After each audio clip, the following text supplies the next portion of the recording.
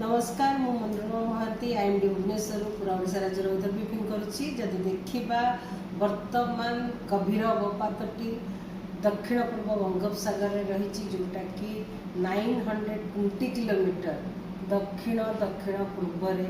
गोपालपुर ठार रही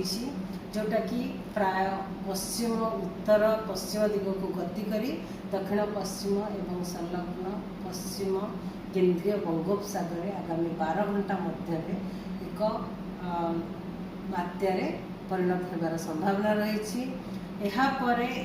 उत्तर पश्चिम को गति करी तापर उत्तर उत्तर पश्चिम को गति करी 28 अक्टोबर सकाळ सुधा एक भयंकर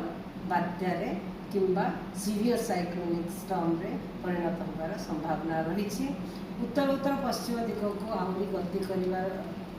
जारी रहिबो एवं 28 अक्टोबर संध्या किंबा रात्रि समय काकीनाडा पाखापाखि मछलीपाटनम एवं कलिंगपाटनम मध्य आंध्र प्रदेश उपकूल दे अतिक्रम कर संभावना रही। अतिक्रम करने बेले यार इंटेंसिटी सीवियर साइक्लोनिक स्टॉर्म किंबा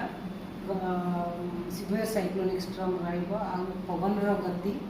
90 to 100 किलोमीटर प्रति घंटा झटका पवन गति 110 किलोमीटर प्रति घंटा रही संभावना रही। मोस्टली तार ट्रैक टाइम भी क्रॉस करमर मालकानगिरी दे क्रॉस कर संभावना रही। विंडर भी इंटेंसिटीटा ये संभावना रही। आगामी 24 घंटा जब देखा कां स्थान हल्का मध्यम वर्षा होगार संभावना रही बिजुली घड़घड़ी सहित